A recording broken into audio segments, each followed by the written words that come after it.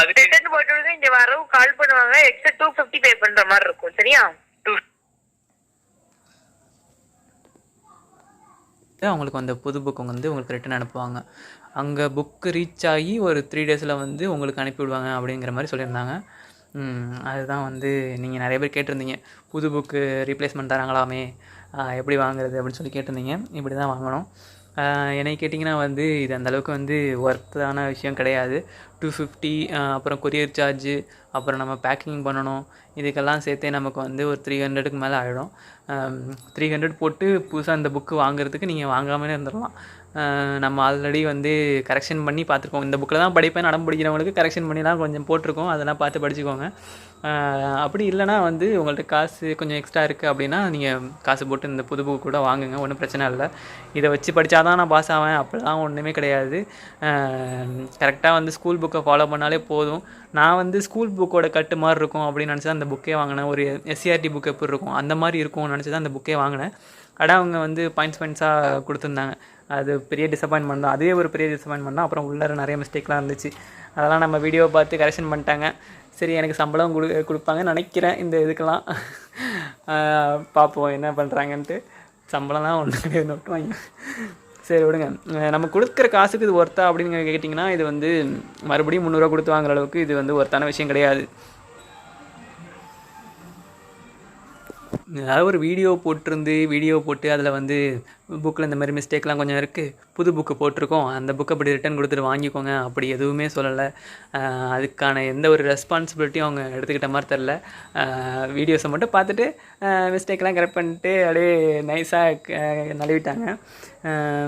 இப்போயும் இந்த புக்கையும் வந்து நிறைய பேர் வாங்க தான் போகிறாங்க, நான் இல்லைன்னு சொல்லலை.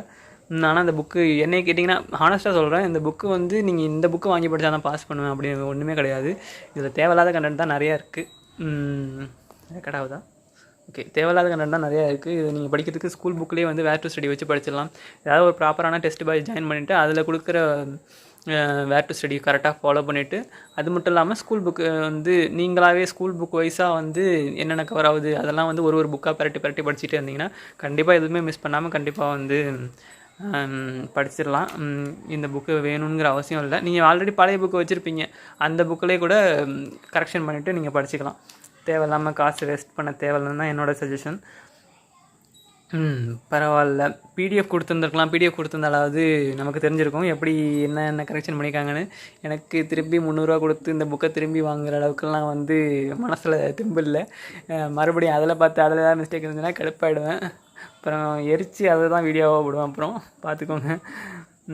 பொதுவாகவே வந்து எனக்கு வந்து மற்ற அகாடமி வந்து இப்போ ஒரு சில பேர்லாம் கமெண்ட் பண்ணியிருந்தாங்க, நீ வந்து யார்கிட்டே காசு வாங்கிட்டு வீடியோ போடுற அப்படின்னு சொல்லிட்டு. எனக்கு காசு வாங்கிட்டு வீடியோ போடுற அளவுக்கு இது என்ன அவ்வளோ பெரிய இதாடா அப்படிங்கிற மாதிரி தான் இருந்துச்சு. என்ன பிளிங்க் ஆகிட்டே இருக்குது. ஓகே, நான் வந்து ஒரு சில அகாடமிஸ்லாம் வந்து பார்த்துருக்கேன். அவங்க வந்து புக் எப்படி எடுப்பாங்கன்னா வந்து அங்கே படிக்கிற ஸ்டூடெண்ட்ஸ்ட்டே வந்து நோட்ஸ் எடுத்துருவாங்க. அதாவது நான் கொரோனா டைம் அந்த டைம் நினைக்கிறேன், அந்த யூனிட் 8, 9 வந்து புதுசாக ஆட் பண்ணப்போ வந்து நோட்ஸ் எடுத்துருவாங்க அப்படின்னு சொல்லிட்டு பசங்கள்கிட்ட வந்து கொடுத்துருந்தாங்க. அதை வந்து ஸ்கேன் பண்ணி இந்த பிள்ளைங்க அனுப்பிட்டு இருந்துச்சு. என்னக்கா பண்ணுறீங்க அப்படின்னு கேட்டதுக்கு இந்த மாதிரி சார் சொன்னாங்க, அனுப்ப சொன்னாங்க அப்படின்னு சொல்லி சொன்னாங்க.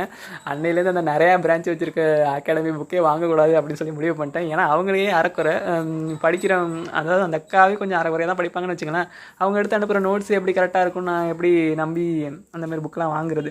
அதனால் அந்தமாரி புக்ஸ்லாம் வாங்கக்கூடாது அப்படின்னு வந்து அன்றைக்கே முடிவு பண்ணிட்டேன். ஆனால் வந்து நான் அகாடமி வச்சதுனால நச்சுன்னு வச்சுருக்கேன் அப்படின்னு சொல்லிட்டு நம்பி வந்து எஸ்சிஆர்டி புக்ஸு, அதுக்கப்புறம் தமிழ் புக்கு வாங்கினேன். தமிழ் புக்கு பார்க்கும்போது செம்ம டிசப்பாயின்மெண்ட். அதுக்கப்புறம் வந்து வேர் டு ஸ்டடி வச்சு படிக்கும்போது எஸ்சிஆர்டி புக்லேயுமே நிறைய லெசன்ஸ்லாம் மிஸ் ஆகுது. காசு கம்மியாக இருக்குது அப்படின்னு சொல்லிட்டு வாங்கினேன். சரி, பேஜில் தான் குவாலிட்டி குறைப்பான்னு பார்த்தா அவனுக்கு காசு கம்மிக்கு பேஜ் குவாலிட்டிலாம் கிடையாதுப்பா, லெசனையே குறைச்சிருவோம் அப்படின்னு சொல்லிட்டு லெசனையே குறைச்சி வச்சுட்டாங்க. சரி விடுங்க, புலம்பல் மட்டும்தான். என்ன சொல்கிறது, ஒரு டிசப்பாயின்மெண்ட் தான் டோட்டலாகவே. சுரேஷ் அகாடமி வந்து எப்போ பார்க்க ஆரம்பிச்சேன்னா கனிமுருகன் சார் வந்து லெசன்ஸ்லாம் எடுத்திருப்பார். அப்போது வந்து அந்த டைமில் வந்து சரி அதெல்லாம் பார்த்து தான் வந்து எனக்கு ஓரளவுக்கு கான்செப்ட்லாம் புரிஞ்சுது. அதனால தான் சுரேஷ் அகாடமியை வந்து ஃபாலோ பண்ண ஆரம்பித்தேன். அதுக்கப்புறம் வந்து அவங்க போகிறதெல்லாம் கொஞ்சம் நல்லாயிருக்கும் அப்படிங்கிற மாதிரி தான் ஃபாலோ பண்ணிகிட்டு இருந்தேன். ஆனால் வந்து அந்த டோட்டல் ட்ரஸ்ட்டுமே உடஞ்சிருச்சு. இதில் என்னால் என்ன பண்ணுறது, ஒன்றும் பண்ண முடியாது.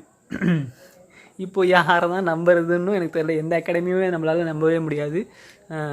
யாராவது வந்து யூடியூப்பில் வந்து உங்களுக்கு தெரியும், அவங்கள பார்த்தாலே அவங்க அவங்க அவங்க வந்து டெஸ்ட் பேட்ச்லாம் போடுவாங்க, காசுலாம் அதிகமாக வாங்க மாட்டாங்க.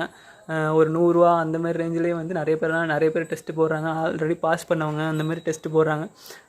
நீங்கள் ஒரு டெஸ்ட் பேட்ச் ஃபாலோ பண்ணுறீங்கன்னா அது வந்து ஏற்கனவே பாஸ் பண்ண ஒருத்தர் அந்த டெஸ்ட் பேட்ச் போடுறாங்கன்னா அந்த மாதிரி உள்ளவங்களை ஃபாலோ பண்ணுங்கள். ஏன்னா வந்து அந்த மாதிரி உள்ளவங்க தான் வந்து நம்ம பாஸ் பண்ணுற அளவுக்கு அவங்களால எடுக்க முடியும். அவங்க 4 வருஷம் ட்ரை பண்ணிவிட்டு அதுக்கப்புறம் அவங்களால முடியலன்னு சொல்லி கிளாஸ் ஆரம்பித்தவங்கள்ட்டலாம் டெஸ்ட் பேட்ச் போடாதீங்க. அது வந்து டோட்டல் வேஸ்ட்டு தான். என்ன சொல்கிறேன், அதுலேருந்து ஒரு சிலர் பாஸ் ஆகலாம், ஆனால் வந்து அவங்களுக்கு அந்த ஃபுல் ஸ்ட்ராட்டஜியும் தெரியாது. அதுதான் அப்படி தான் நான் சொல்லுவேன்.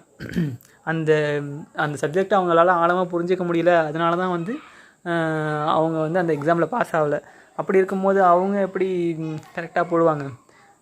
அதையுமே பார்த்துக்கோங்க. இதனால் நான் என்ன சொல்ல வரேன்னா, கன்க்ளூஷன் என்னென்னா வந்து எதையுமே நம்பாதீங்க, ஸ்கூல் புக்கை மட்டும் நம்புங்க. ஸ்கூலில் நீங்கள் ஒரு சப்போஸ் குரூப் 1 படிக்கிறீங்கன்னா ஆத்தர்ஸ் புக்கெலாம் இருக்கும்ல, அந்த மாதிரி புக்ஸ் எல்லாம் வாங்கி படிச்சுக்கோங்க. இந்த மாதிரி வந்து அகாடமிஸ் புக்கு வந்து எதுக்குமே வந்து இதுமாரி நம்பவே கூடாதுன்னு நான் முடிவு பண்ணிட்டேன். அதே மாதிரி நான் இதை காசு கொடுத்து தான் வாங்கினேன் அப்படின்னு சொல்லிட்டு ரிவ்யூ போடுறாங்கள்ல, ஒரு சில யூடியூப் சேனலில் வீடியோ போடுவாங்க. அவங்க சும்மா மேலோட்டமாக பார்த்துட்டு வீடியோ போட்டுடுறாங்க. நம்மளும் நல்லா இருக்குன்னு சொல்லி வாங்கிடுவோம். அதுக்கப்புறம் பார்த்தா உள்ளே இருக்கிற புக்கு கண்டென்ட்டும் நல்லா இருக்காது. அந்த மாதிரி இருக்கிறதுக்கு நம்ம அந்த புக்ஸ்லாம் வாங்கவே தேவையில்லை. ஓகே, நான் ரொம்ப புலம்புறணும். சரி, ஓகே விடுங்க. இது நீங்கள் வேணும்னா, உங்கள்கிட்ட காசு இருக்குது, எனக்கு கண்டிப்பாக அந்த புக்கு வேணும் அப்படின்னு நினச்சிங்கன்னா 250 பே பண்ணி கொரியர் அனுப்பி வாங்கிக்கோங்க. அப்படி இல்லைனா நீங்கள் ஸ்கூல் புக்லேயே படிச்சுக்கோங்க. அதை நான் சொல்லணும்னு நினச்சேன். தேங்க்யூ.